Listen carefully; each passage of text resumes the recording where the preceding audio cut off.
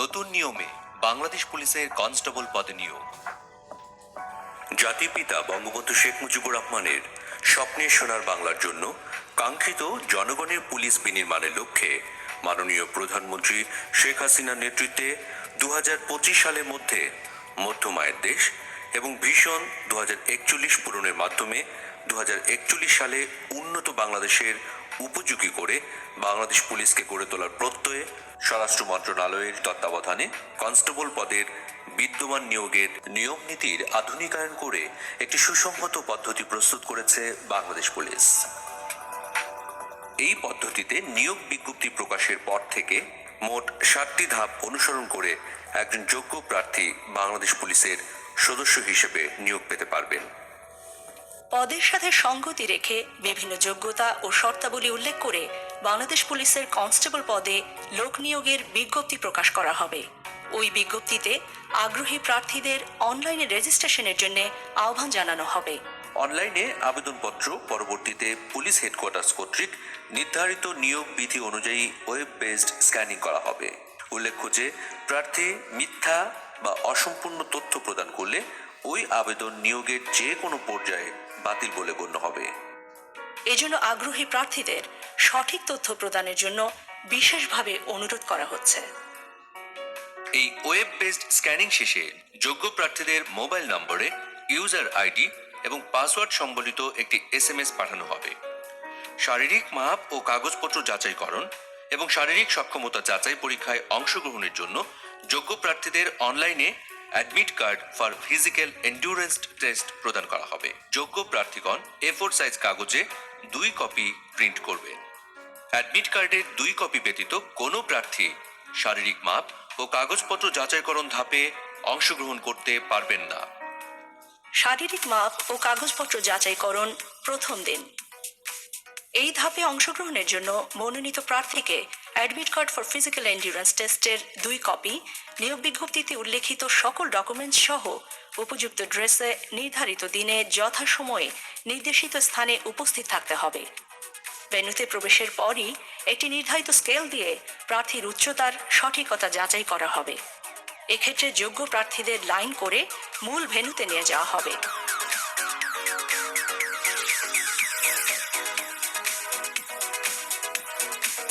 সেখানে বিজ্ঞপ্তিতে উল্লেখিত শর্তানুসারে প্রার্থীদের উচ্চতা, ওজন ও পুরুষ প্রার্থীদের ক্ষেত্রে বুকের মাপ পরিমাপ করা হবে। এরপর প্রার্থীর ডকুমেন্টস যাচাই করা হবে। শারীরিক মাপ ও ডকুমেন্টস যাচাইয়ের সঠিকতা পাওয়া প্রার্থীদেরকে যোগ্য হিসেবে ঘোষণা করে তাদেরকে শারীরিক সক্ষমতা যাচাই বা ফিজিক্যাল এন্ডিউরেন্স টেস্টে অংশগ্রহণের জন্য admit card for physical endurance টেস্টের 1 কপি প্রদান করা হবে।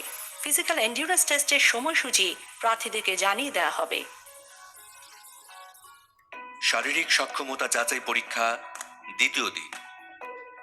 শারীরিক সক্ষমতা যাচাই পরীক্ষার জন্য আগত প্রার্থীদের admit card for physical endurance test ও রেজিস্টারে সংরক্ষিত তথ্যাবলী পুনরায় চেক করে ভেন্যুতে প্রবেশ করানো হবে। এক্ষেত্রেও যথাযথ অ্যাডমিট কার্ড ছাড়া কোনো প্রার্থী মাঠে পরীক্ষায় অংশগ্রহণ করতে পারবেন না।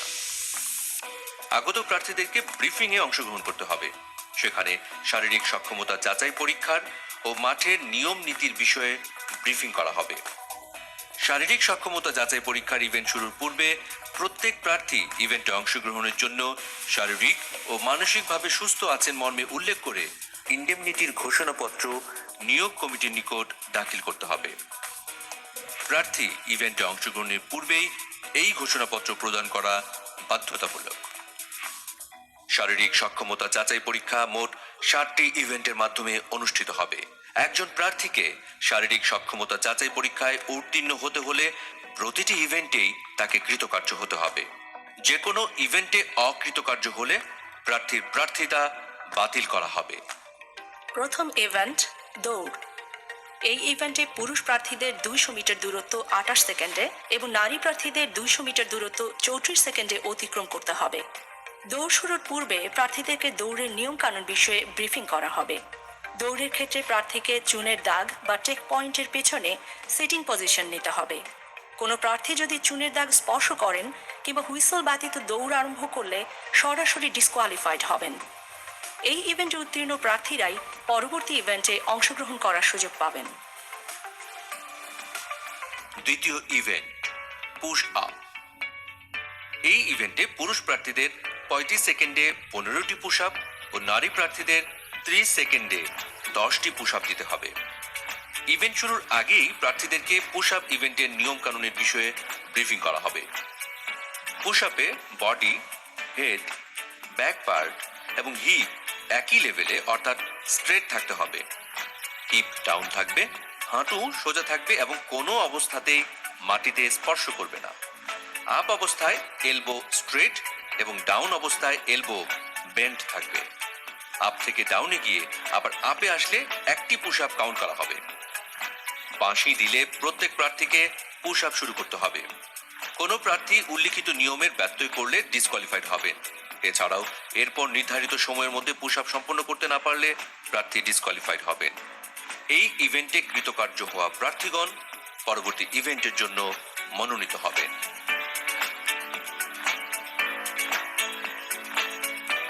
তৃতীয় ইভেন্ট লং জাম্প।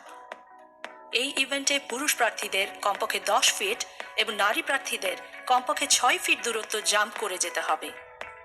এই ইভেন্টের শুরুতেও প্রার্থীদের নিয়মকানুনের বিষয়ে ব্রিফিং করা হবে। প্রার্থীদেরকে অবশ্যই চুনের দাগের পেছন থেকে জাম্প করতে হবে। জাম্প করার সময় চুনের দাগ স্পর্শ করলে কিংবা অতিক্রম করলে প্রার্থী ডিসকোয়ালিফাইড হবেন। নারী প্রার্থীদের ক্ষেত্রে 6 ফিট এবং পুরুষ প্রার্থীদের ক্ষেত্রে 10 ফিট দূরত্বে মার্কিং ফিতা দেওয়া হবে। নির্দেশনা মেনে প্রার্থীদেরকে জাম্প করতে হবে। প্রার্থীকে অবশ্যই জাম্প করে ওই মার্কিং ফিতা অতিক্রম করতে হবে।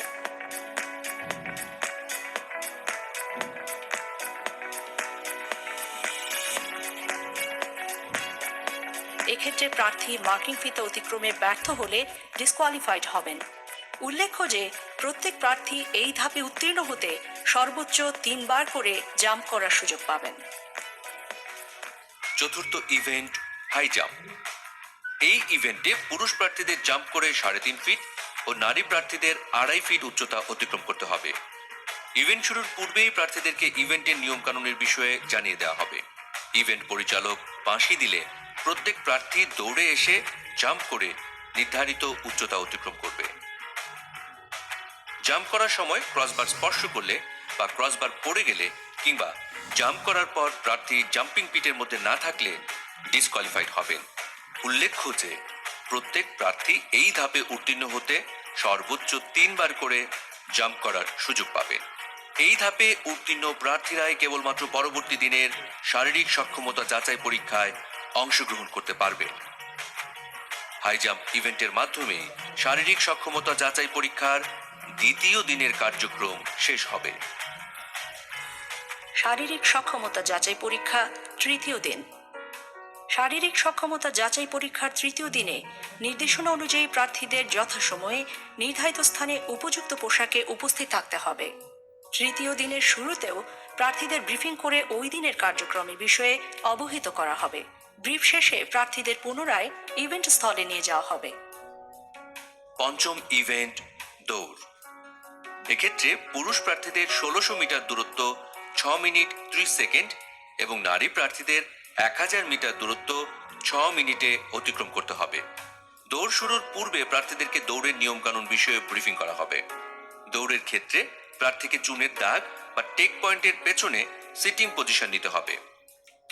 এক্ষেত্রে একই রিদমে দৌড়ে অংশগ্রহণ এবং অনুশীলনের প্রয়োজনীয়তা রয়েছে। এই ইভেন্টে উত্তীর্ণ প্রার্থীরাই পরবর্তী ইভেন্টে অংশগ্রহণ করার সুযোগ পাবে। ষষ্ঠ ইভেন্ট ড্র্যাগিং। এই ইভেন্টে পুরুষ প্রার্থীদের 150 পাউন্ড ওজনের টায়ারকে টেনে 30 ফুট দূরত্ব এবং নারী প্রার্থীদের 110 পাউন্ড ওজনের একটি টায়ারকে টেনে 20 ফুট দূরত্ব পর্যন্ত নিতে হবে। ইভেন্ট শুরুর আগেই প্রার্থীদের ড্র্যাগিং ইভেন্টের নিয়ম কানুনের বিষয়ে ব্রিফিং করা হবে। টায়ারের রশিকে কোমরের সাথে লাগিয়ে সামনের দিকে মুখ করে টেনে নিতে হবে। ড্র্যাগিং শুরুর বাঁশি দিলে প্রত্যেক প্রার্থী ড্র্যাগিং শুরু করবেন। এক নাগারে ড্র্যাগিং করতে হবে। এক্ষেত্রে যদি কোনো প্রার্থী বসে পড়েন কিংবা থেমে যান কিংবা নিজের ট্র্যাকের বাইরে টায়ার নিয়ে যান তাহলে প্রার্থী ডিসকোয়ালিফাইড হবেন। এছাড়াও দূরত্ব অতিক্রমে ব্যর্থ হলেও প্রার্থী ডিসকোয়ালিফাইড হবেন।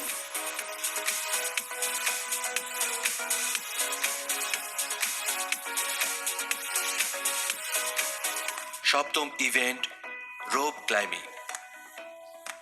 এই ইভেন্টে পুরুষ প্রার্থীদের কমপক্ষে 12 ফিট এবং নারী প্রার্থীদের কমপক্ষে 8 ফিট রোপ ক্লাইম্বিং করতে হবে।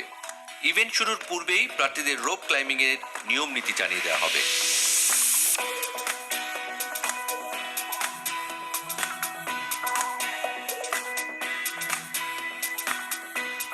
বাঁশি দিলে প্রার্থীরা রোপ ক্লাইম্বিং শুরু করবেন। প্রার্থী নির্ধারিত উচ্চতায় উঠতে ব্যর্থ হলে প্রার্থী ডিসকোয়ালিফাইড হবেন। এই ইভেন্টে উত্তীর্ণ প্রার্থীরা ফিজিক্যাল এন্ডুরেন্স টেস্টে চূড়ান্তভাবে নির্বাচিত বলে ঘোষিত হবে। অতঃপর তাদেরকে সারিবদ্ধভাবে নারী ও পুরুষ কোটা ভিত্তিক আলাদা আলাদাভাবে দাঁড় করানো হবে। তাদের তথ্যাদি পূরণের জন্য ফর্ম সরবরাহ করা হবে। পূরণকৃত ফর্ম, ফিজিক্যাল এন্ডুরেন্স টেস্টের কার্ড, সার্টিফিকেট, পাসপোর্ট সাইজের ছবি এবং অফেরতযোগ্য ব্যাংক চালান, বিজ্ঞপ্তিতে উল্লিখিত সকল ডকুমেন্ট সংগ্রহ করে পুনরায় যাচাই বাছাই পূর্বক উপযুক্তদের ডকুমেন্টস রিজার্ভ অফিসের হেফাজতে রেখে নিয়োগ বোর্ড সভাপতির স্বাক্ষরিত লিখিত পরীক্ষা সহ অন্যান্য সকল পরীক্ষার জন্য প্রবেশপত্র ইস্যু করা হবে। পরবর্তী সময়ে উত্তীর্ণ প্রার্থীকে বাংলা, ইংরেজি, সাধারণ গণিত ও সাধারণ বিজ্ঞানের ওপর 45 নম্বরের লিখিত পরীক্ষায় অংশগ্রহণ করতে হবে। লিখিত পরীক্ষায় উত্তীর্ণদের 15 নম্বরের মনস্তাত্ত্বিক ও মৌখিক পরীক্ষায় অংশগ্রহণ করতে হবে। এরপর লিখিত পরীক্ষা, মনস্তাত্ত্বিক ও মৌখিক পরীক্ষার নম্বরের উপর ভিত্তি করে বিজ্ঞপ্তিতে উল্লিখিত কোটা অনুসরণ করে জেলাওয়ারি মেধাক্রম তৈরি করে প্রাথমিকভাবে প্রার্থীদের নির্বাচন করা হবে। প্রাথমিকভাবে নির্বাচিত প্রার্থীদের পুলিশ ভেরিফিকেশন ও স্বাস্থ্য পরীক্ষা সম্পন্ন করে চূড়ান্তভাবে প্রশিক্ষণে অন্তর্ভুক্তকরণ করা হবে। এভাবেই একজন উপযুক্ত প্রার্থী বাংলাদেশ পুলিশে কনস্টেবল পদে নিয়োগ পাবে। নতুন নিয়মে শুরু হতে যাওয়া নিয়োগ প্রক্রিয়ায় উত্তীর্ণ হতে সঠিক নিয়মে প্রস্তুতি গ্রহণের কোনো বিকল্প নেই। তাই আগ্রহী প্রার্থীদের সঠিক নিয়মে শারীরিক সক্ষমতা যাচাই পরীক্ষার প্রস্তুতি নেওয়ার জন্য বিশেষভাবে অনুরোধ জানানো হচ্ছে। আপনি কি সৎ? আপনি কি সাহসী?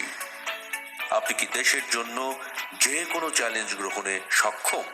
যদি আপনার উত্তর হ্যাঁ হয়, তবে আপনাকেই খুঁজছে বাংলাদেশ পুলিশ।